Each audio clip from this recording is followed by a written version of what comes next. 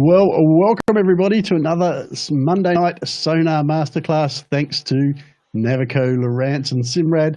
Tonight, we've got a great episode for you guys. We're going to be talking to Northern Territory Barra specialist Craig Latimore. Craig, welcome to the show, mate.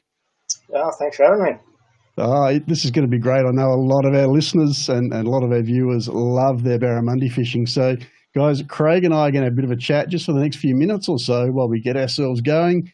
Get a few people coming into Facebook or YouTube or the Doc Lures website, wherever you're coming from. What I'd like you to do, guys, of course, is just jump in the chat there.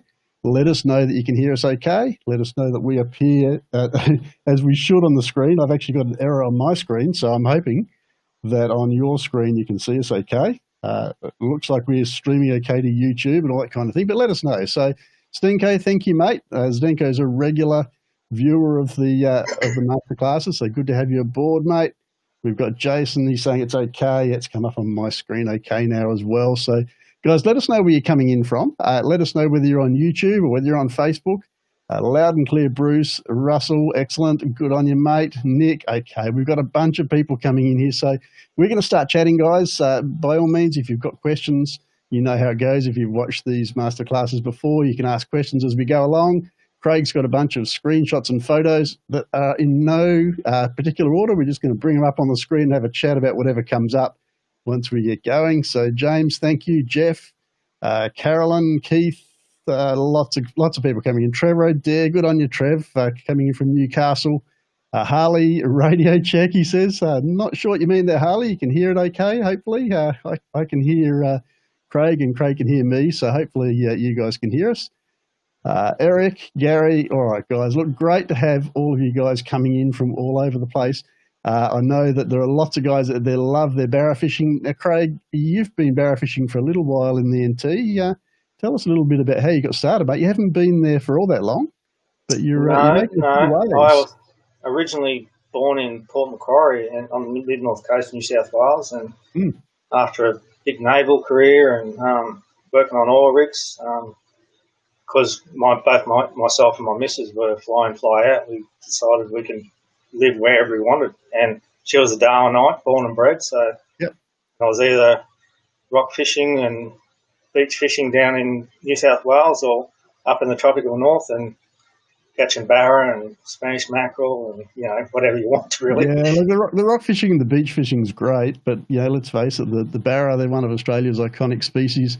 Tropical North has so many species going for it. So how long have you been in Darwin, mate? Probably 11 or 12 years now. But I didn't really get into the barra fishing until probably 7 or 8 years ago, and seriously probably only about 5 or 6 years ago. Yep. Because I did blue water fishing, and because quite frankly it was a lot easier to catch a mackerel or a golden snapper or cold trout. Yep.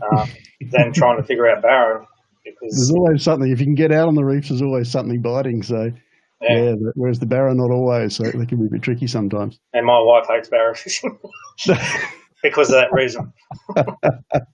So this is your ploy to get some time for yourself, mate. Sorry,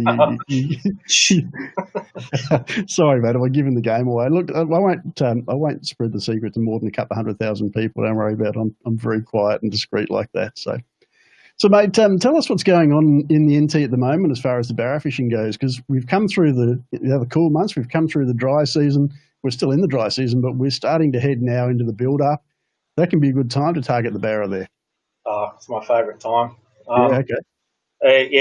About 2 or 3 weeks ago, I was out fishing with a mate in Barra Harbour, and one of the biggest harbour, other than Darwin Harbour. And we woke up one morning and there was build-up clouds, and pretty much from then, it was temperature rose 5 or 6 degrees, and there's 90% humidity at 8 o'clock in the morning. But build up. My passion is big barra. Yep. It's a lot harder to catch them. Like, you don't get the numbers in the build-up.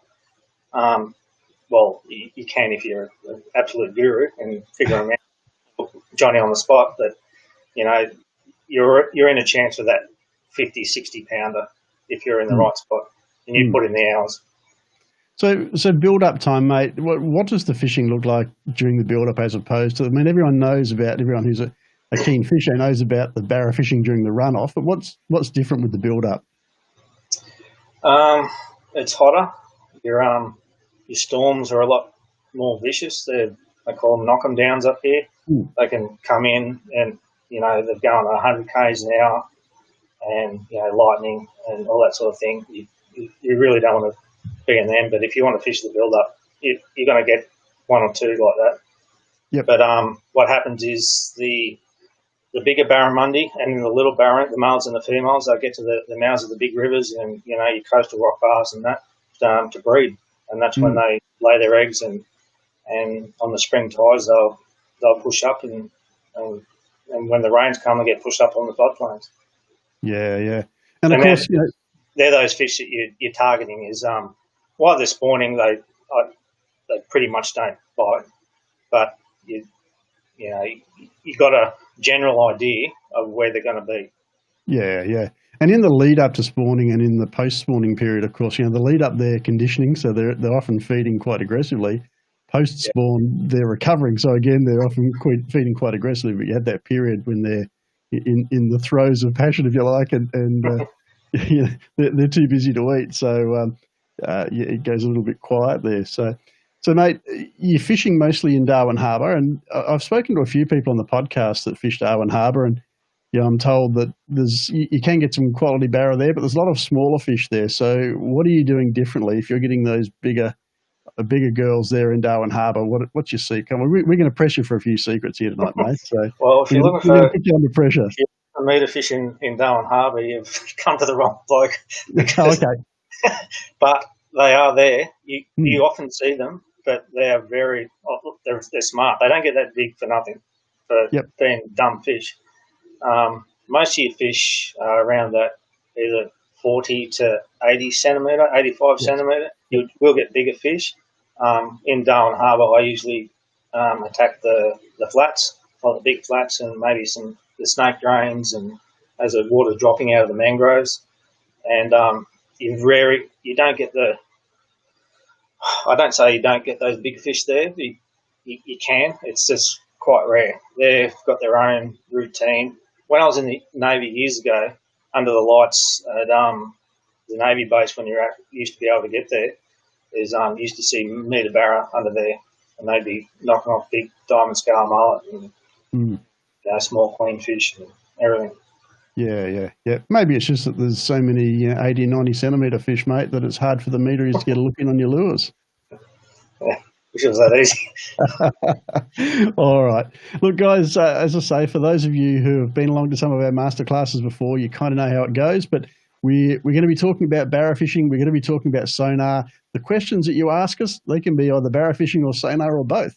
We're going to focus on how Craig uses his sonar and uses his electronics to improve his chances of finding that quality barramundi. So, mate, first of all, do you want to just give us a quick rundown of what sounder you've got on your boat? Yeah, I've got the Lowrance HCS 16 Live. I've also got the 3-in-1 active imaging transducer and a 2D skimmer, and also the Link 5 DSC radio linked into the sounder. All connected up, great. So we've already got some questions starting to come through. So let's see what Brett's got a question for us, or Brent, sorry. Now, Craig, what we'll find is that with the longer questions, the whole thing doesn't come up on the screen, so I'm going to have to read it to you. But Brent's saying you can find big girls with a sounder easy. Do you reckon it's worth sitting on them all day to catch one, or do you keep an eye on them and find the bite window where you're smacking the 10 to 15 smaller ones? What's your preference there, mate? I fish in the Top End Barra series. If I was to come across some big fish, and I'd spend a good hour or two on them, but the whole thing about the competition is you need to be getting scoring fish. And I've sat on fish for 5 days before, and like last year I did a build-up trip and we sat on for 4.5 days, and we were going to come home a day early because we didn't have a single fish. And the next morning they turned on and we got 15 fish the next day, like up to 98 and that. Obviously you can't do that in a comp, so you need to, if you're on your own, you've got the time. I prefer to catch bigger fish, Yep. I fish with other people who get ants in their pants and they just want to stuff this. They just want to move on. Catch something. Yeah, yeah. Not willing to wait for the big one. They just want to catch something. Yeah. So you give them a good period. You got your bite windows around your, you change your tides, or even if you find them at night time, you look at your moonrise and fall. That's often a bite window for barramundi, especially in the billabongs. It's sort of a personal thing if you want to stay on them or not. Yeah, yep. And as you say, if you're fishing in a comp, then it's a little bit different. You've got to, be putting some fish in the boat. Your strategy might be a bit different. If you're fishing for yourself, you might have a bit more time. Maybe you're going to sit on those big old girls until you get one of them to open its mouth and inhale a lure. So, now, Craig, I'm going to read. We've got another question here, and this one's from Rob Dixon. Now, Rob, I apologise. I haven't managed to get this programmed into the system so we can bring the text up on the screen. But Rob's asking the question that trolling in Darwin, do you actively search for fish prior to throwing your lures over the side, or do you like to cover lots of ground in search of aggregating fish before you start fishing? No, you pretty much start trolling where you think they are, and then you'll look for them. And either you hug your bends or you go on your outside bends, and even on a run-in tide, you'll do a troll straight at the centre. And often you'll find them in the centre waiting for you.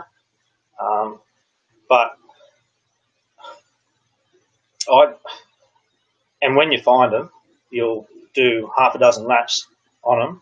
And if you get nothing, you'll check your down scan, make sure you've got the right depth lures on as well. And you may change, because when you've got me and a deckhand and we've got 2 rods each, we'll make sure one's swimming at 2 metres, one's at 3, one's at 4 metres, different colours, and then you can really zone in on what they want and what depth they're feeding at. Good stuff, and great question, Rob. So Rob's obviously here, and he's picked up the answer to that question. So good on you. Now, Craig, what I'm going to do, I'm just going to pull up our screenshots, and you've got a screenshot here to start us off with. Let me just expand that so that we can see it properly. Tell us what we're looking at on the screen there now, mate. I mentioned before I've got a 2D skimmer, and that's 2 reasons I've got that. One is in the tropical north, a lot of your water is really dirty, and you're going along the plane at 50 k's an hour in like 1.5 meters of water. I find the 3-in-1 active drops in and out of depth, and it's something you don't want to happen, because when dirty water, 10 metres can look the same as 20 centimetres with a rock bar behind it. So you really need to keep that depth going. The other thing is, I grew up before Barramundi, I was just obviously, like a lot of people, just using 2D sonar, and I got used to knowing what I was looking at. And that there is I knew they were reef fish, and that they're actually golden snapper or finger mark for the Queenslanders. And they're all around that 50, 55 centimetre mark. Excellent. All right, mate. I've got a question coming up from Benno Webster here, so I'm going to bring that up on the screen. I'll take that screenshot down. So Benno's a regular viewer of our masterclass as well, so good on you for coming along tonight, Benno. So how do you tell by using your sounder whether it's a big fish or a medium-sized fish that you're seeing on your screen, mate? It comes with time of looking at the sounder, and it helps when you're catching fish, so you can see what's on the sounder and what comes aboard. You also, what affects the fish size on a sounder can be the speed you're trolling. Like if you're stationary and a fish comes past, it'll look big on the sounder, but it's not necessarily big, because it actually scans that fish for longer, if that makes sense. Yep. And if you're, like I usually troll, when I'm fast trolling, somewhere between 10 and 12 kilometres an hour, which is quite quick for Barra, but you'd be surprised how fast you can troll for Barra and still get them. And it's just, if you're, from experience, if you're trolling at a constant speed, you can tell this different size of fish from your big marks and your smaller marks, and you've also got your gauge on the bottom of your sounder. Like I've set mine out to 20 metres either side. I don't have it on auto for that reason, that I know I know I miss out on some water coverage doing that, but I can tell that that's a 50 centimetre fish, that's a 80 or 90 centimetre fish, or if that's one, well, I really need to turn around and have a go at, because it could be 1.20 metre. Yep. And it's fair to say it also depends on whether the fish passes directly, if you're using your down scan, whether it passes directly under the boat right through the middle of the beam, or whether it's off to the side of the cone as well. So there's a lot of factors at play there, Benno. As Craig says, and if you're trolling along, that fish could have its nose directly into the boat, and it could be facing the same way. It's sort of a little bit of a lucky dip, but you've got a general idea of what sort of size fish you're targeting. Yeah, it's definitely not a perfect science, is it, this sonar interpretation? Mate, I'm going to bring up a photo of a fish. Tell us about this fella, or this girl, I should say. That was last year, actually, and this was the day before the Top End Barra series in the Shady Camp or Chambers Bay, Think Bay areas. That's a very well-known area to catching really big barra. Every year you'll get metre-30s there, and thousands of metre salmon and etc. That fish was on the Wildman River, and I found it interesting because I've encountered big fish when I say big fish, over 1.15 metre on 5 occasions, and 3 of those occasions you hook one or you land one, there's a very good chance in that next 20 or 30 minutes you're going to get another one or be in that same ballpark.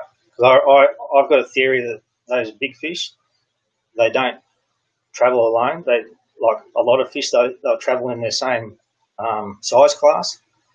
Because when we landed that fish, which nearly spooled me actually, I had about 1 metre left on my boat caster and I had the boat in full reverse. The very next trial run, my decky rod buckled over and he lost the fish, but he had a hook straighten. He had a hook straighten, and also one of the next ring up was opened up. So it was another size fish of that quality, probably bigger. Yep. And I actually hooked that fish in the backside with one treble and brought it in backwards. You're not supposed to tell us that, mate. You're supposed to make it sound like it was a genuine bite. Okay, let's Trev O'Dare's here, and he's asking, Craig, what screens do you like to run while you're trolling? When I'm out in the mouth of the rivers, I'll have a chart and just side scan, because predominantly you're in somewhere between 2.5 metres and 1 metre of water, and you will get big fish. I mean, I've caught 1.19 metre in 1.2 metres of water, and the reason I don't have down scan, well, there's no point, because you're trying to keep your lures above the mud, to be honest. And if I'm up in deep water, I'll have the same thing, and every now and then I just like a big side scan on my screen, but every now and then I'll switch it to down scan just to see, especially if I'm not getting fish, I'll get the depth of those fish and make sure I've got the right depth lures going past their nose. Yeah, good stuff. Hope that answers your question, Trevor. If not, you can always put another question up. We're happy to answer them again. So, Craig, I'm going to bring up another screenshot here, and I've got to say, I think this time you're just showing off, mate. That was the one in 1.2 metres of water. Yep. It's and this was 90 minutes after my PB in 120, and that's the first time that I started feeling that those big fish, they swim together. Maybe not, you won't get a school of 10 or 15 of them, or if you do, you're lucky. But, that size fish isn't going to swim with a 70 or 80 because they'd be targeting them as food. Yep. So what's your theory on why they're swimming together, mate? Do you think it's maybe just because, those fish are both in the same area for the same reason? There's some food there, or is it, I'd say so. Yeah. Because I've got a guide mate who told me that he's been at coastal creeks and catching, 60s and 70s, and then all of a sudden they quiet. There's no fish there. They're getting fish after every throw. Yep. And then all these 60s and 70s and 80s, they just stop. And next thing you know, someone hooks up to 1.20 metre, 1.30 and that's because they're food. Yep. Okay, so we've got a question coming up here from Jim Cole. He's saying, when you're trolling in shallow water, do you have your lures bumping along the bottom or do you run them just above the bottom? I usually just along the bottom, just above, sorry.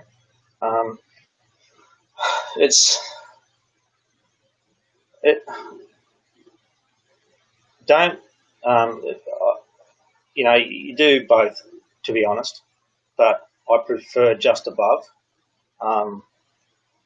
What I might do is have one that's, because I run two rods on my side of the boat when I've got a deckhand. I'll have one probably a foot above the bottom in that shallow water, and the other one I might be able to bump the bottom that's in my hand, so then I can move your arm up and down and so it hits the bottom and then backs up and then goes again. But predominantly just above the bottom. Okay. And I guess along a similar line, Benno's asking, well, what size lure did those brutes take? I've actually got the exact lure here. And excuse the hooks on it because I haven't pulled it out of the box for 12 months because this is a build-up lure. And it's a Reedy's big-ass B52 with my own custom paint job on it. Because the build-up, a lot of it's dirty water. And I've got a theory that in that dirty water, it's not necessarily the colour that gets them; it's the contrast. Like when that lure rolls, it's that black is flashing. It's like in that dirty water, and that's why I put these sides on it as well for dirty water. That you get that contrast of black flash in amongst the dirty water, and it triggers them. Yeah, no, that's a really good point, mate. In fact, I'm going to go off on my little pet rant here about fish vision, because one of the things as a scientist I know is that when scientists look at the retina of a fish's eye under a microscope, what they find is there's two types of cells that they use for detecting light and colour. The rod cells that detect black and white, or they detect light and dark, and then there's the cone cells that detect colour. And what they find in the fish's eyes is that they've got an enormous number of rod cells and quite a small number of cone cells, which means that they pick up contrast extremely strongly. So when you're in dirty water like that, anything you do that gives you a stark contrast, bars, stripes, spots, whatever it might be, makes it really, really visible to the fish, far more than colour does. So some great theory, some great science, I guess, behind your theory, mate. So love it all that. And this is another one. This is 20 centimetres long, and this is another one of my dirty water ones. And I actually got Colin at Reedy's to get his ladies to put some spray paint on it. I said, don't make those stripes pretty, just make them thick and dark. Yeah, good stuff, mate. Now we've got another question come up here from where are we? So we've got one from Jason Stark who's saying, what are your thoughts on sitting on top of Barra and jigging them up with the sounder down scan, and how do you do it properly? I don't do it that often. I personally wouldn't sit directly on it unless they were in a deep snag, and then you sort of sit above them, and then you might let current take your vibe or something into it and then sort of jig it out. I'd prefer to sit below current because predominantly the Barra will be sitting nose into a current, and then just slowly hop your plastic or your vibe into their face, like past them. Okay, great stuff. We've got a second part to where are we? Let me find steer my way around the technology here. So, sorry, Rob, this was the second part of the question that I asked earlier, and I didn't get this far before we got distracted. So Rob's other half of his question was, when you're trolling for Barra, do you like to troll with the current or do you prefer to troll against it? As a rule, with the current, what happens in the build-up on those big rivers is all those big Barra will move, 1, 2, sometimes 3 kilometres offshore, and at the change of the tide, when the water slows, the sediment will drop out and the water will clear up, and then they'll push in with the run-in tide, and also the greener water will also push in. So you've got that clearer water, and the bait will be doing the same thing. So they're obviously chasing bait, they're not doing it so they can have a swim. Yep.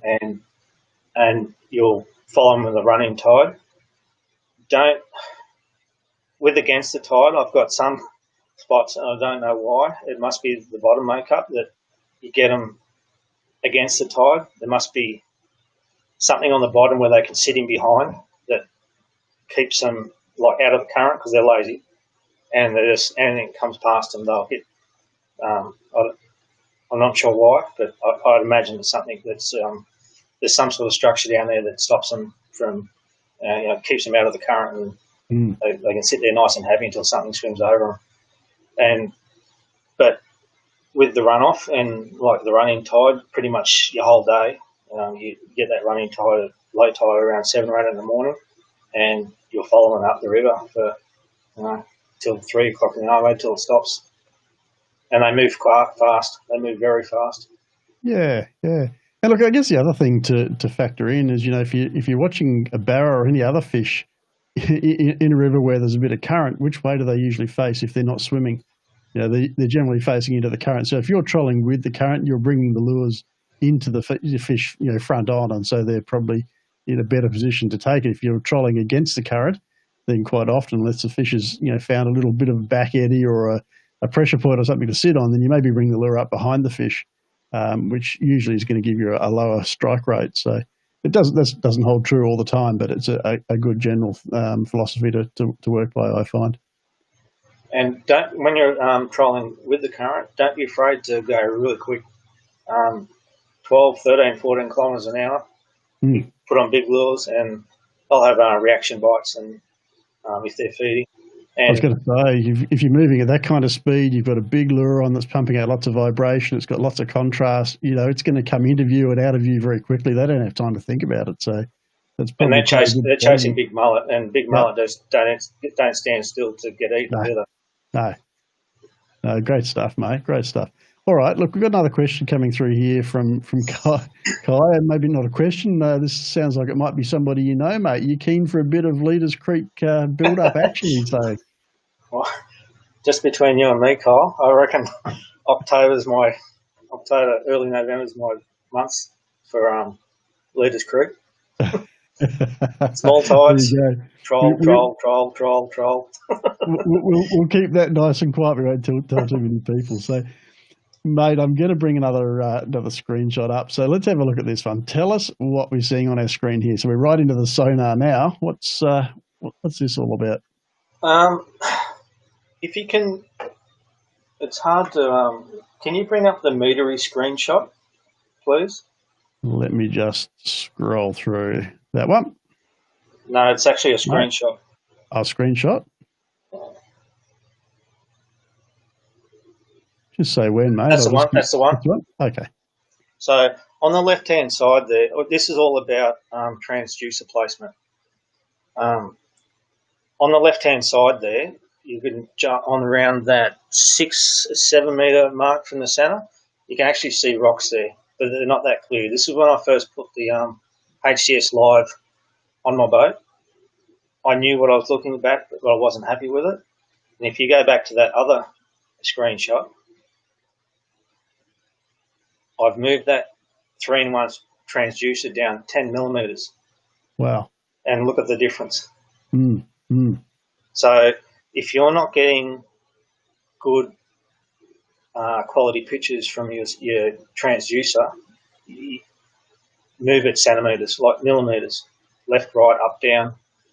And it's all about noise from your hull, your engine. It's in a happy place where it is now. Yeah, turbulent. Well, it's amazing, isn't it? What 10 millimeters you say is all it's changed to get that difference in your picture. So let's bring another photo up, mate, and see what you've got here. All right, what are we looking at now? All right, they're my if you're fishing the harbour flats, they're my go-to stuff. Like you got your squidgy mongrels. I don't believe they make them anymore, and I actually sent a message to Starlo asking if he had any out the back that he wanted to. He reckons that no, they've all been snaffled by people that work in there. I tell you what, mate. If Craig Latimore rings me up and says, "Have you got a particular lure in your shed that you can spare?" my answer is no, because I know that it's a good lure. Sorry, mate. Keep going. So squidgy mongrels. What else we got there? You got the Keytech little plastics. Basically, these are my harbour stuff, and they're all around that 3 to 4 inch mark. Because predominantly you're targeting those 50 to 70 centimetre fish. Okay. As I said, you get bigger fish and smaller fish, but those Z-Man swimmers, they are dynamite on the flats Barra, and you can fish in weedless through snags. I use those. They're there. I think they're the TT snakes heads, or the owner flashies. Owner flashies are good in a bit of dirty water too. And you have them weedless, or you can. What you do is you cut the centre out of the plastic a little bit, so when that fish strikes, that hook flies out. You get a much better hookup rate. Okay. Excellent. Now we've got another question come up, so I'm going to bring you back up on the screen, Craig. So we've got Kai asking, if you find schools of big barra that refuse to eat, are you going to persist and wait for tide changes, etc., or do you move to find different fish? That's similar to the other question, but it's a good question, and it's pretty much the $1 million question, isn't it? It's and how do you make those fish eat? Like I said, if I've got time, I'll sit on it for a long time, as long as it takes. They'll feed at some stage. It may not be that day, it may be the next day, but you also got to do things like usually if they're not eating, you'll move your distance from the boat, from the fish, and you have to do longer casts, and you'll bring your plastics down to like those harbour plastics, even for 90 centimetre fish. If they're sitting there doing nothing, you put on a 3-inch plastic that sort of, and you just slowly, hop that over like 10 centimetre hops, so that's lures in its face for longer. And there's also things like suspending lures, like your jackals or your Lucky Craft pointers. If you can get it down in their face and just let it sit there, they'll often give it a nudge or a half woof to get it out of their face. But I'll sit on big fish for a long time more than I'll sit on little fish. Yeah, I was going to say the key word in that question was big barra. How long are you going to wait for a big barra? Well, if you're like most keen anglers, you're going to wait for as long as it takes, because if you know they're there, sooner or later they're going to open their mouths and bite, so you'll stick around. But if you don't have time, well, maybe you're going to have to move and find more active fish. But now, Craig, we've got Rob again. Rob's saying, what jig weight range are you using on the flats for the TT jigs? Either it sort of depends on the wind. If you've got no wind and it's really good conditions, you go as light as you can. So I'd probably use a 1/8 jig head, and I'll go to 1/6, and pretty much 1/6 is the highest I'll go. If you need to go heavier because of the wind, you're probably not going to catch the fish there anyway, because when you're fishing in 50, 60 centimetres of water, any sort of waves is going to put them off. So, and you want that slow sink. So, but if you're fishing drains that are emptying out on a low tide and there's a bit of an edge off the end of them, it's always good to put a chin sinker on, so that that plastic is going like straight down. And it'll sit down there, and the plastic will be still floating in the thing in the current. and then you just give it a hop, and they'll often, on the drop, that's when they'll nab it. Yeah, good stuff. But as light as you can go. Yep. Another question from Rob. Why the preference for weedless over a standard jig head such as a nitro? I throw a lot of my stuff deep.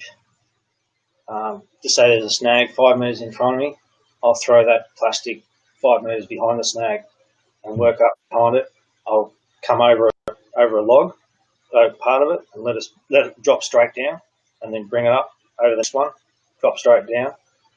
If you've got an exposed hook, you're going to be tying a lot of traces, and if there's fish in there and you want to go in and get your jig head back, you'll spook them and they're gone.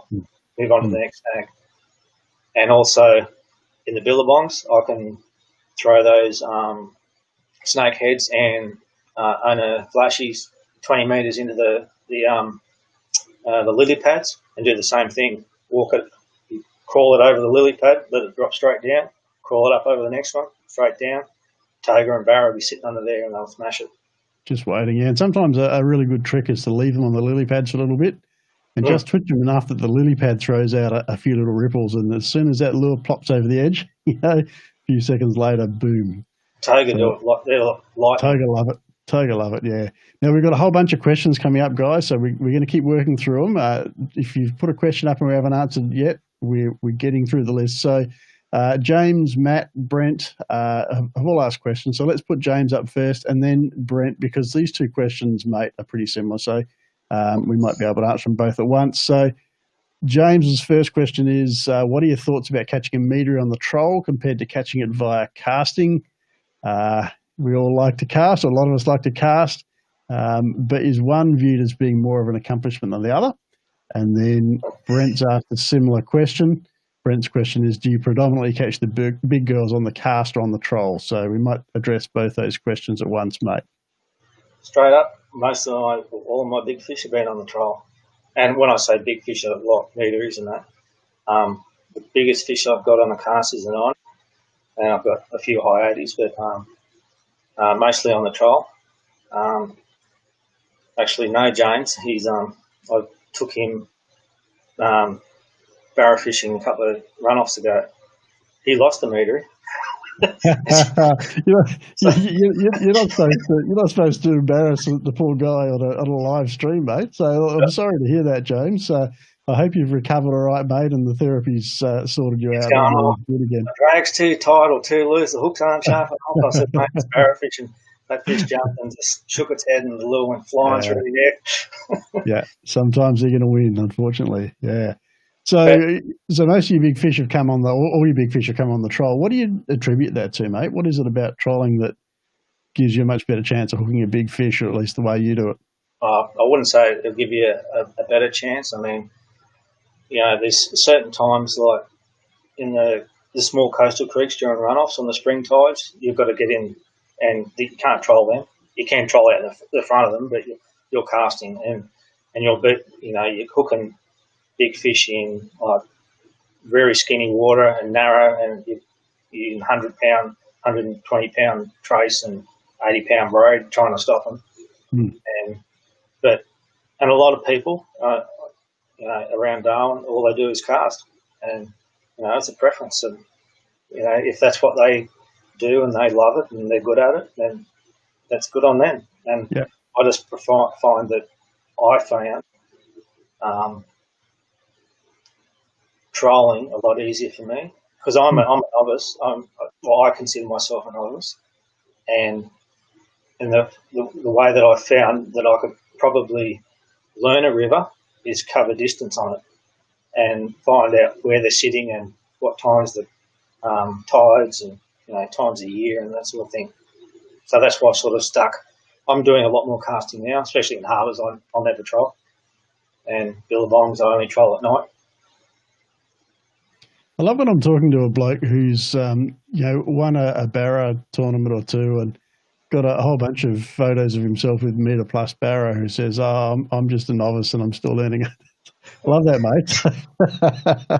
I reckon a 20-year guide is still learning every time they go out. Well, and that's absolutely true. You're right. And the day we stop learning and the day it becomes too easy, yeah, that's the day you're going to take up lawn bowls and give up fishing because you need a challenge. So let's go to a question from Matt Levy. Now, Matt's one of my Team Doc Lures members. So, Matt, thank you for joining Team Doc Lures and thank you for coming on tonight.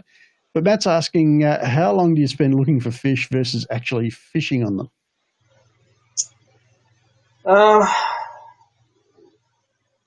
When you're trolling big rivers, you'll look as long as you have to be honest.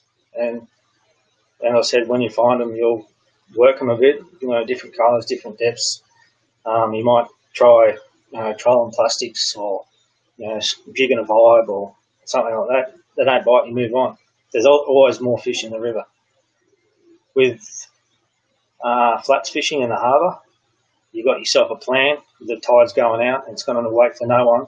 If you've got fish that aren't feeding in an area, you've got to move no matter what. So, you might have 30 minutes on the spot and then 20 minutes on the next spot. And then, it's very dynamic. But, yeah. Now, I was waiting for this guy to turn up. So we've got John V, Extreme Armchair Angler here. And John says, excellent. He's got all of those lures and he's wondering, mate, what colour squidgy mongrels you're after. But imagine, if you will, a gentleman wearing a trench coat and holding it open saying, what colour lures would you like there? That's because... like a drug dealer at the back, is it? John, and I reckon that's the image that I've got. So good on you, John. So we've got Wayne Mins asking on, what are your thoughts on meter plus Barra on the flats versus meter plus Barra out of a dam? How do they compare? Well, with dam fish, I take you talking about the Queensland dams like Faust and those sort of ones. I've never really fished them. I did it years ago for once or twice when I was living in Cairns, but in Tinaroo. But I had no idea what I was doing, so I didn't get anything. and I only enjoy what I know, so I'd say flats. But you see some of those videos of the blokes ripping those frogs across the surface and the big bow waves behind it. That'd be exciting as. Yeah. And look, I've done both, and definitely, dam fishing is definitely exciting styles of fishing in dams. But I guess in general, if you compare a meteor from a dam compared to a meteor on the flats, well, meteor in a dam, typically there's a lot of food in a dam, and they tend to be, I think, a little bit more sluggish. When they're on the flats, they're there for a reason. They're feeding, and they tend to be a bit more active. So I think they're a bit easier to catch and probably a bit feistier when they're in the shallow water. But that's not to take anything away from the dams, guys. There's some pretty good fishing to be had in the dams as well. So we've got Adrian here, and he's saying, wondering how long you work a lure colour before you change it up. Now, I'm going to leave that one to you, Lats, because I'm not a big fan on colours. I think other things are more important, but I'm curious to see what your thoughts are on colours for Barra. Well, we're probably not going to get on because I reckon the colours are very important on some days. Yeah. Yeah. No, I'll if there's a couple of colours here that if you wanted to come up to the NT and chase a big Barra and your life depended on catching one, 80, 90 metre or whatever, that kryptonite from Reedy's, it's dynamite. I've caught more Barra over 90 on that colour than any other colour. Now, hang on, is it kryptonite or is it dynamite? Kryptonite. Can't be both, yeah. All right, it's kryptonite. Yeah, so basically a black back, green sides, silver underbelly. And the other one that's sort of come on the market by Reedy's in the last couple of years is called Tropical Thunder. And this one, I don't know if you can see it, this is absolutely bashed up. You can't really see that photo, the lure too well. If you bring up the... have you got that photo, Tropical Thunder, Greg? Let me see what I can find for you, mate. Oh, you've gone too far. Let me go back out and reopen that. that's the one. So if you can look at that, it's very, very similar. It's got a lot of flash on it and silver sides with some green markings on it and red underbelly. And I've had days where those two lures just catch everything. And the bloke next to me is getting nothing until he ties one of them on, then he starts getting hits. Whether that's, I've often thought whether it's to do with colour or the position of the lure, how far it is behind the boat. It has got something to do with it as well. Because I remember when I took that fellow I mentioned, James, out, him and his mate were catching all the fish to start with because they were on the outsides of the boat. I was in the centre. So their lures were a lot shorter than mine. I'd throw mine out last, so so there was no tangles in that. And then I realised what was happening the next day, and so I'd put mine out, and then I'd sneakily wind it up so it's shorter than theirs, and then I started getting hits. But but those in clear water, I'd go for a green, but flash is very important. And I think more so in dirty water, as I mentioned before, I think you need that flash of contrast, like black-white type stuff. Yeah, absolutely. Absolutely. Now, we've got a heap of questions coming up, mate, so we're going to start rattling through some of these. So let's have a look at this one. What have we got? So we've got Kizza asking what speed you generally trial and is it dependent on the lure? Is slower better? So you've covered that a couple of times, but let's do it again just to make sure the message is loud and clear. No, when if I'm fishing the centre of the river on a running tide, I know those fish are moving quick. So anything from 10 to 14 kilometres an hour, and I'll vary it. If you move past fish and they do nothing, go faster, go slower. On the bends, if you're doing tied in on a bend, I tend to slow down a bit because those fish are there waiting for something to come past them, and I think sometimes they're not 100% feeding. I think they're just sitting there. Like the ones in the centre, they're chasing fish. They're already feeding, if that makes sense. Whether that makes a difference, I don't know, but I generally slow down if I'm going on a tight bend. In snags, you've got to go as slow as possible. You're like, because your lure, you're using a 5 metre diver and you need to be banging that timber. Your bib needs to hit that timber, and then you don't want any momentum on your boat because you want that lure to back off and rise back up, and then you go again. So you're virtually going at walking pace and less. So what you're saying, correct me if I'm wrong, but what you're saying is that when you're in heavily timbered areas, you're holding the rod out at like 90 degrees to the boat, and when that lure hits a bit of timber, you drop the rod back towards the back of the boat so the lure gets to rise up over, and then you can set the rod back out to the side again. Is that right? That's pretty much it. So the lure needs to be hitting that timber and then back out and then hit the timber again, back out. Okay. I mean, I've done fishing trips with, I was doing that and I was getting the fish every pass. Not big fish, 50 to 60s. But the fellow next to me was just swimming above it, didn't get a hit. Yep. So important to hit the timber. Now, Jim's asked us a question, but before I go to Jim's question, I'm going to get a few people thinking here. So I'm going to bring up Craig's question, and Craig's asking, in billabongs at night, full moon or new moon, which is better for trolling? Now, Craig, before you answer that, what I'm going to ask our viewers to do, I'm going to take that question down now. What I'm going to ask you guys to do is, let's see who's got an opinion on this. Tell us what you think, full moon or new moon, and then we'll come back and see what Lats has got to say about it. So in the meantime, we'll go off to Jim Cole's question. Jim's asking, when you're fishing those heavy leaders, what sort of length of leader are you using for your Barra? Usually about a rod length, so about 7 foot. I think it really doesn't. You want it longer than a metre if you can, because, I mean, if you're swapping, if you're fishing all day and you're changing lures, and because I don't use clips, I tie a loop knot, because it gives a better action on your lure. If you're losing maybe 5 centimetres every time you change a lure, so longer the better, but usually about a rod length. Okay, cool. So we've got Extreme Armchair Angler back. He's saying, despite the fact that that Doc doesn't think that colour matters, Extreme Armchair Angler does. So he wants to go back and ask you again, mate, what colour mongrel should he be fishing? I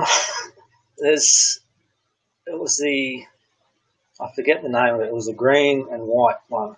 It's not the Barra book. I forget the name of it, but it was the green and white one, but it was only really light green. Okay, cool. Let me just... And again, I think it's because of that flash, because when it flicked its little tail, it was like its white underbelly used to flash, and the Barra on the flats loved it. So there you go, Extreme Armchair Angler. I hope that answers your question. And you and I could have a debate over that the next time you come through Cairns. So, Craig, overwhelmingly, the guys that have put a comment in there about full moon or new moon have said full moon 100%. What's your verdict on that, mate? Trolling the billabongs, full moon or new moon? I've heard people catching them on both. I know with a new moon, you want to probably use black lures, so it's dark as possible, and you wouldn't think the Barra would pick it up, but I reckon they must see a silhouette from the stars or something like that, and it's enough. The full moon, I'd maybe use more natural colours and probably go smaller. And I think someone mentioned there, as the moon rises, that's a hot bit. As soon as that moon rises above the trees, that's a hot time, hot light. Okay, cool. It can be. All right, it can be, yes. There's always a qualifier with Barra, isn't there? There's nothing ever guaranteed or cast in stone. So, Craig, when you're trolling, do you mainly troll hard bodies, or you troll big plastics and other things such as vibes? I won't troll vibes, but mainly hard bodies. And but in saying that, I've heard a lot of talk recently of other good Barra fishers that trolling big plastics. I mean big plastics, 12, 14-inch plastics at night time, and getting big fish in billabongs and, in the saltwater as well. Yeah, good stuff. Now, mate, we've still got questions coming through, but what I'm going to do is just go back, because in your PowerPoints here, there's one that jumps out at me. Let me just see if I can find it. In fact, I'll bring them up on the screen and find it up on the screen. But correct me if I'm wrong, but mate, is that a ladder on your boat? Is this a hillbilly fishing expedition? What's the story here?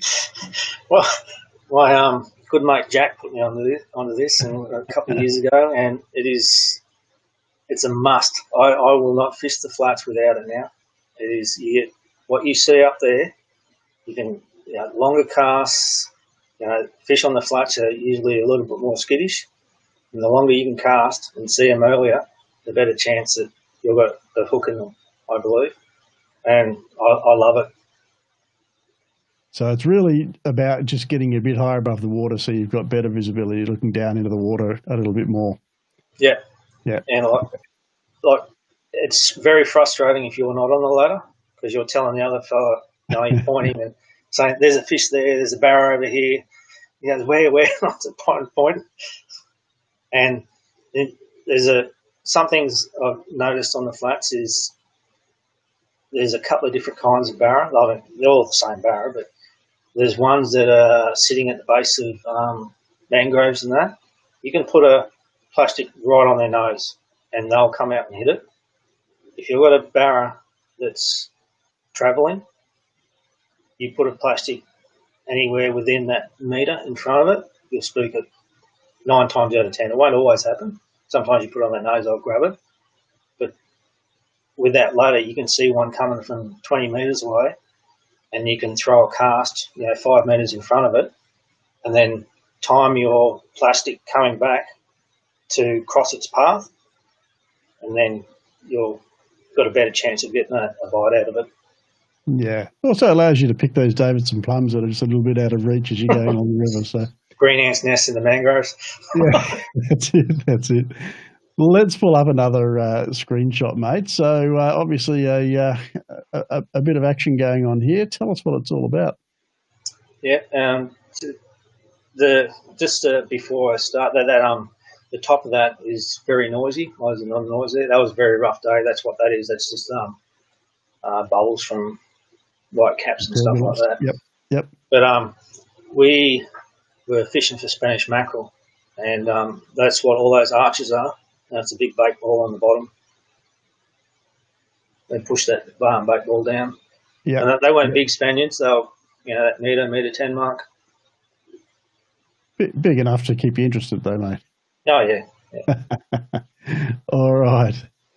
Have we had this one?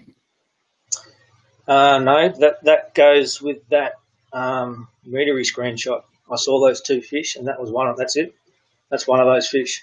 That was a metre. Metre 2, I think that fish was. Yeah, there we go. It's good to see the fish prior to a strike. It's amazing, the technology. Yeah, almost unfair, but I can't imagine that anyone really feels sorry about that. So, well, I've spent many hours going, there's a fish, and then like 7 hours later you're going, it's just noise. Are they fish? Maybe it's a catfish. I don't know. That's right. So let's. We've got Adam Scott asking how you identify rock bars in a large river system. They pretty much stand out quite clearly on the side scans. You can see how those from those. Do you want me to bring up that screenshot again, mate? Of the it wasn't a rock bar, but it's rocks. Let me just see if I can find it while you're talking. There we go. Yeah, basically, see that's 100% rock. You can see it. It's there's all rubbly rock around it and big boulder there, and basically they're not always fish holding areas, but they're a good place to start too. And you often there's no fish that I can see in that, no decent fish anyway in that shot, but they're a good place to start to. At least keep in your memory bank when you go back next time that, there's a rock bar, a kilometre up there, we have a look. And sometimes you'll just find fish there because bait aggregates around there too. As you say, a good place to start, and it could be that even though there's no fish there now, when you come back on a different tide, the water's moving in the opposite direction or the bait have moved in, there might be a fish the next time you go past. So make a note of it, check it out again later. So Zdenko is asking what you think about the Mary River system, mate. Love it. Tell us about the Mary. What is it you love about the Mary? Well, when I first started barra fishing up here, I fished the South Alligator, and the next trip I go to the Daly, and then I went to Shady Camp, and then I go to Leaders Creek, and now I was doing okay, but there was a lot of donuts there. I still get donuts. Everyone gets donuts, but I wasn't learning too much, so I thought I'd pick a system and then do lots of trips there and try and learn it. And that was the Mary River system. So you got in Chambers Bay there, Sampan Creek and Tommycut Creek. You're launching Sampan, I think it's about 40, 45 k's to the mouth. And then along the coasts, Tommycut Creek, big runoff catchment for the Mary. And there's coastals all along there as well, coastal creeks. But it's as I said, it's a place where there is so much food coming out, and it's a reason why they've got the largest population of saltwater crocs of anywhere in the world. Because there's so much food there, and Barra there because there's so much food there, and there'll be times where you can't get a Barra because of the threadfin salmon. There's like tons and tons and tons of them. Like I've got a screenshot there of threadfin salmon. If you bring that up, there's like. Let me just bring it up and you tell me which one you want, mate. Yeah, that's the one. That's the one? Yeah. And this is every single one of those is a threadfin salmon from somewhere 80 to a metre long, fork length, and there's probably about 5 kilometres of them up this river. And there's one, if you're on the left-hand side, halfway down, I reckon that's a Barra because it's a lot solider mark than the others. But chances of you getting a hook up on that Barra before one of those threadfin grab your lures is I know they're a great fish. I know the Queenslanders love them, especially down in Brisbane. But you know, when you've got 30 and then all you want's a Barra in 35-degree heat, it's hard work. Mate, I want your problem, I got to tell you. I'll be very happy with that problem. So Zenko's asking whether you prefer the fresh side or the salt side. I assume you're talking about where you've got fresh water coming into an estuary here, and so you've got the sort of separate, two colours and separate water layers, I guess, travelling along. Which side do you prefer? He's probably talking about the Shady Camp Barrage. There's where you launch at the ramp there. That's man-made barrage that was built to stop the salt ingress up into the system above it. Yep. Definitely the salt side. I think the bigger fish there, they do go up when the water's up. They will go up into the fresh. I mean, you got crobbery billabong above that, and you get meter fish out of there on occasion. I haven't, but I've got a 90 there, so they're there. Other people get them, and but yeah, definitely the salt side I prefer. But I'm not one of those people who like to fish the barrage. I think standing in knee-deep water is not my cup of tea.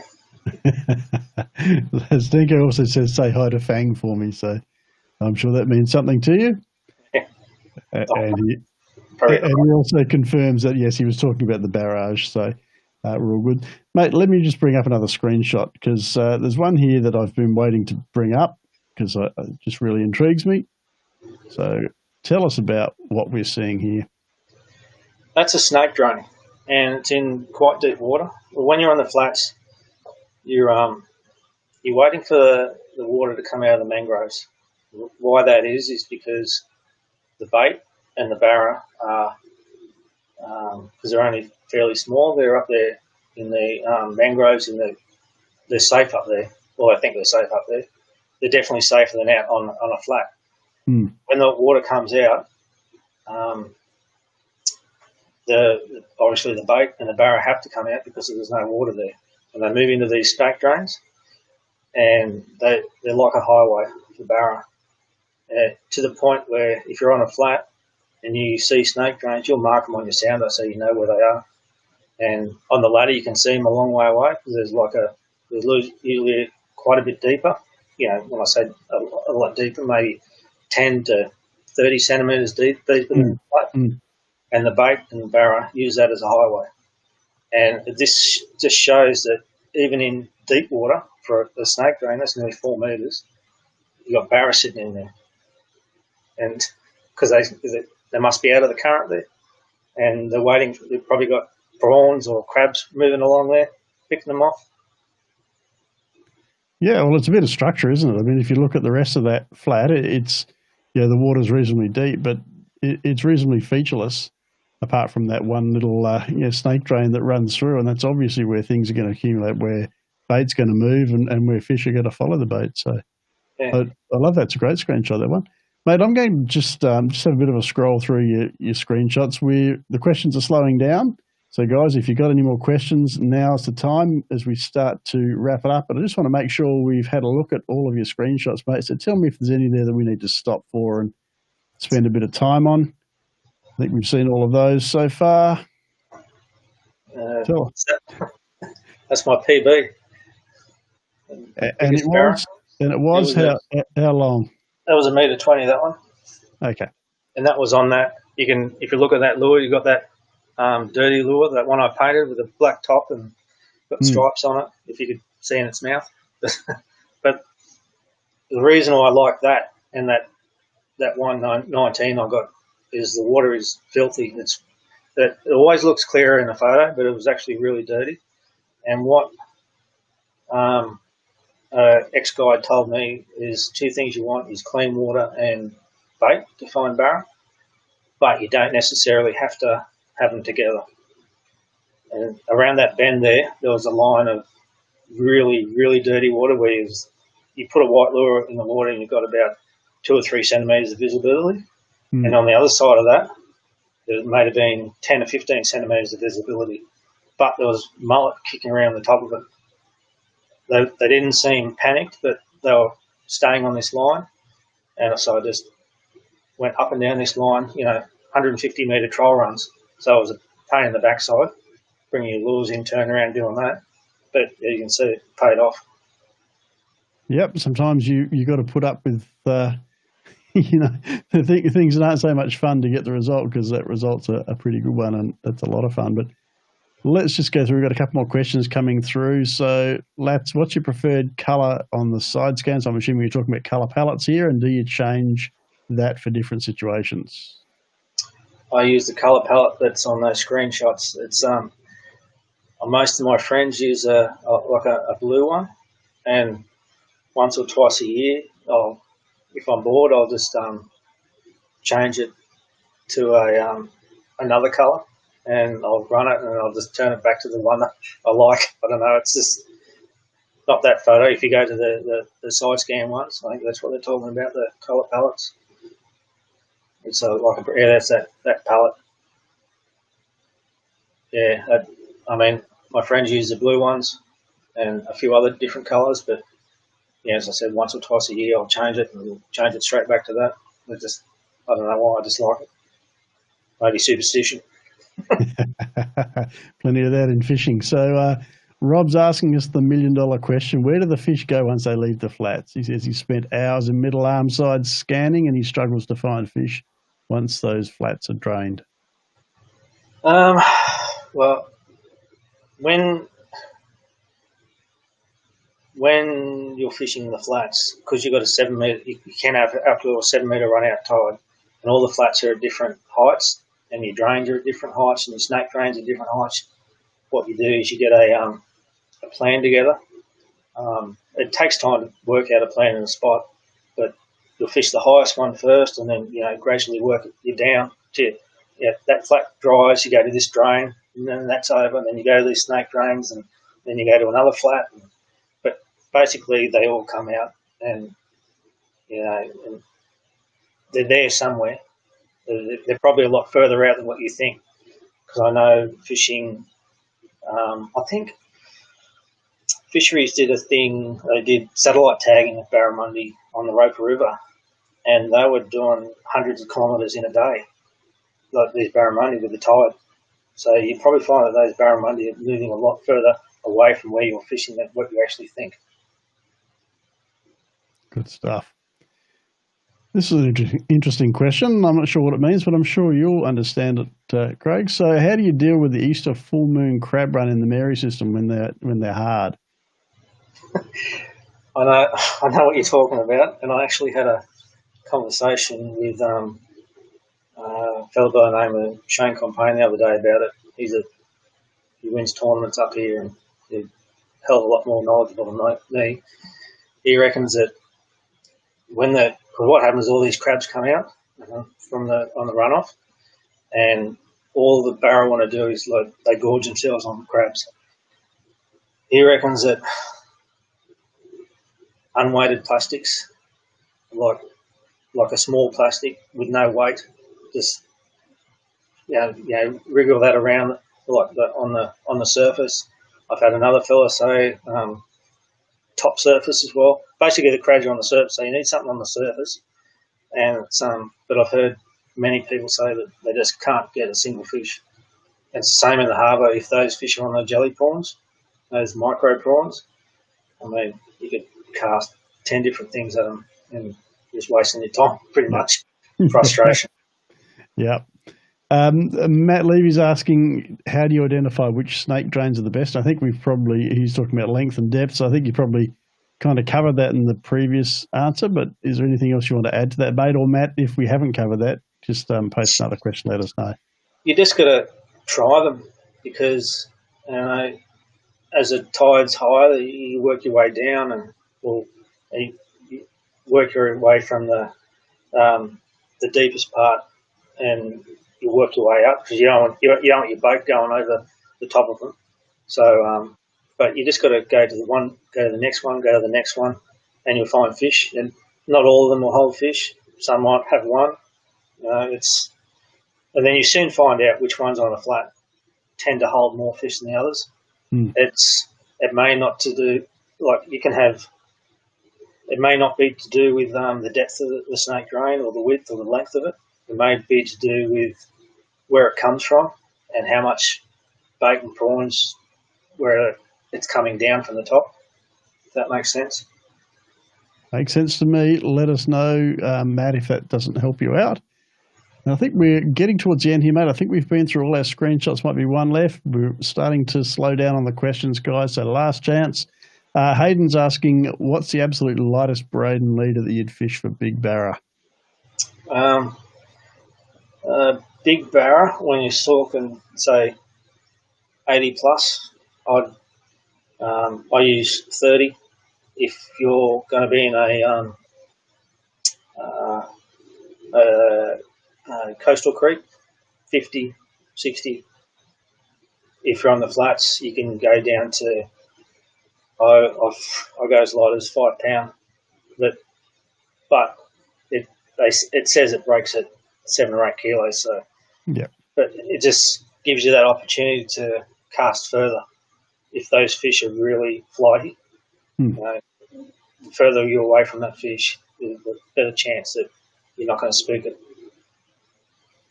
Okay, so Matt's just clarifying here. He's asking, do you prefer your flats to have deep water access nearby? I've got because one thing I've noticed on some, not all flats, but some flats, that all the fish are moving one direction in the mangroves. They're either moving left to right or right to left, and they're going somewhere, obviously. And I think I know in one spot they head off the flat and into a deeper water, and they're waiting for the running tide so they can get back on there.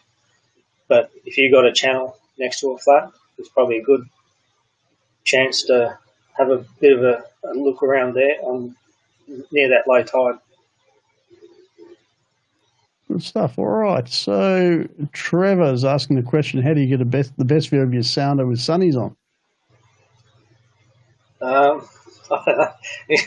It helps if because I got prescription and polarized sunnies, but sometimes you got to change your head because your screen goes black. Or you're going like that. Yeah, but if you're looking straight onto it, it's fine. All right. Zdenko's asking about whether you've had much luck with live bait.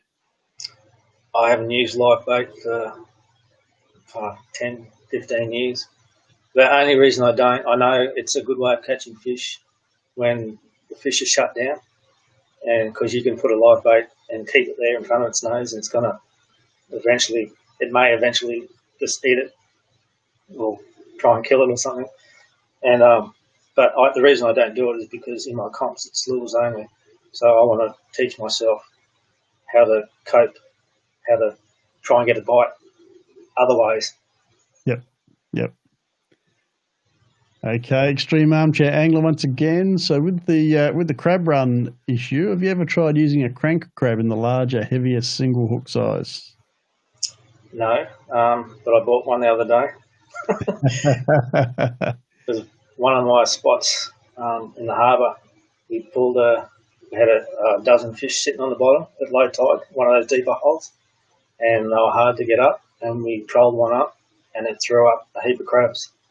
So I haven't tested it out yet, but I'm going to give it a go. But I've heard people using those crab imitations in the crab run, and they don't do any good. Whether it's just, it could be any reason. Yep.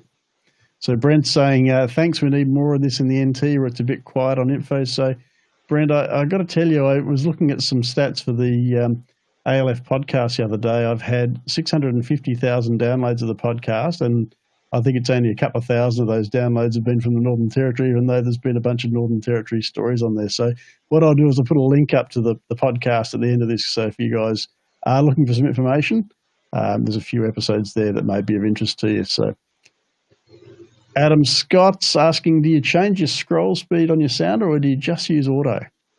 Just auto. Just something I'm used to. That's quick and easy, mate. We've answered that one. Quick, smart.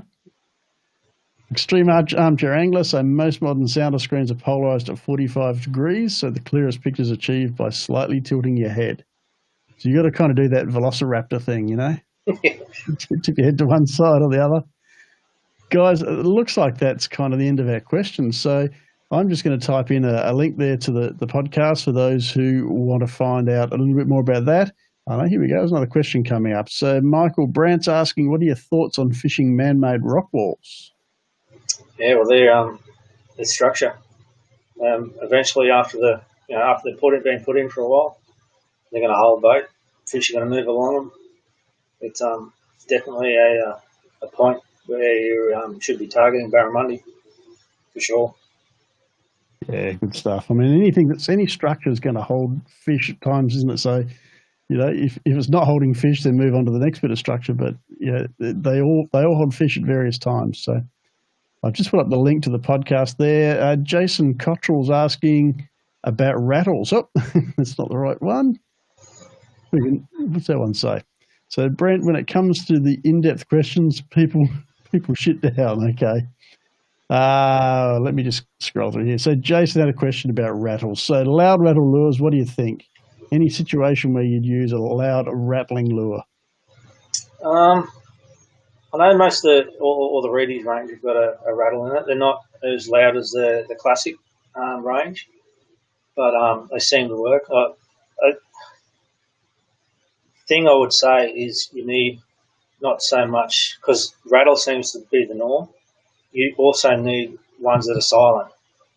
So, yeah, that's really you need having some timber ones in your armory is a good thing every now and then, especially on billabongs. I find that a silent one, like a timber lure, or even I haven't used the raptor lures that they've just started making up in the NT not long ago, but they catch big barra. They're a plastic mould type of, but no rattle, and they work really, really well. Yeah. The timber lures I use Deep River Lures, Barney, I think he lives in Armidale, and Mark A. Lures, really quality stuff, and they're Barra ready, heavy rings, hooks, full wire through. Good stuff. Now, mate, I've got questions starting to stream in again. So these guys don't want you to go home. They're pretty keen to milk you for as much info as they can get. So Benno's saying, favourite tides or moon? It's been a great chat tonight. Thank you, Benno. We've enjoyed bringing it to you and enjoyed your company. So what are your favourite tides and moons, mate, for barra fishing?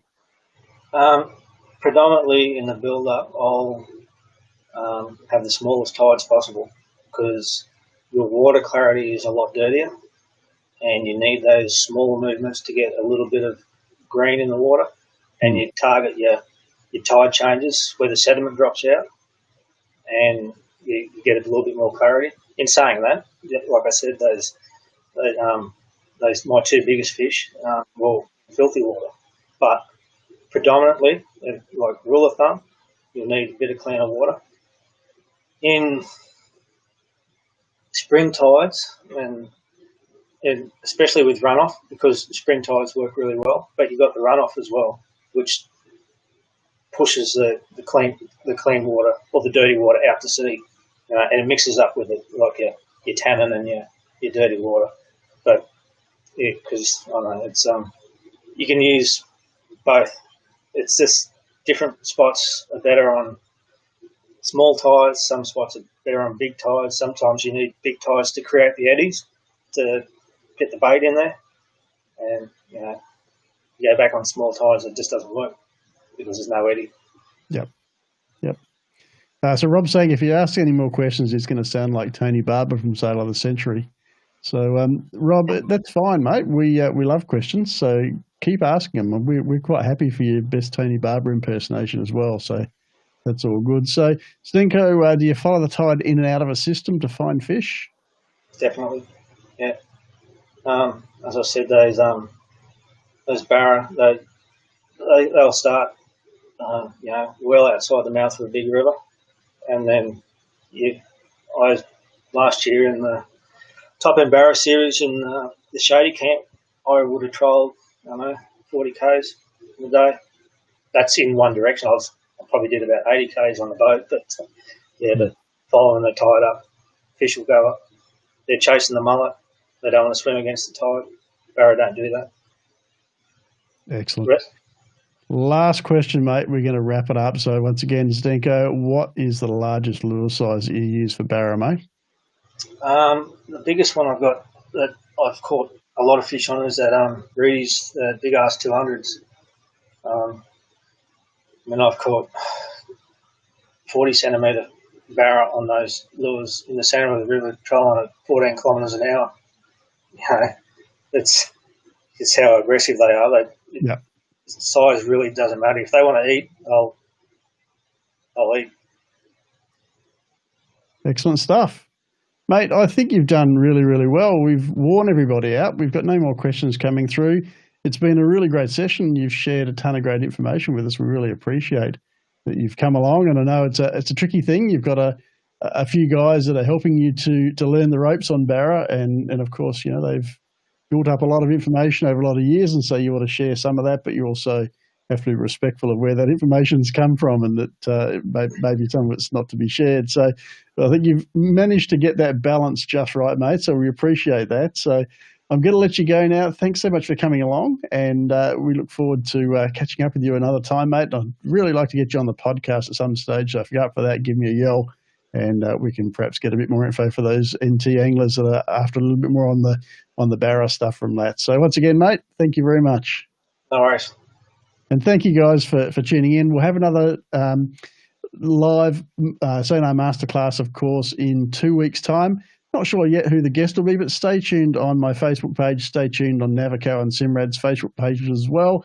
And, of course, on the Doc Lures website, you'll find that we're live streaming now to the website as well. So lots of different places you can check in and see what's coming up next. If you're on my email list, I'll flick you out an email as well. But there will be a great session coming up in 2 weeks. I've got a whole line of guests. I'm not sure who's going to be next as all. So I will keep you up to date closer to the time. So thank you, everybody, for a great session. Thank you for some great questions. Tight lines to everyone, and we look forward to talking to you all again soon. Bye for now.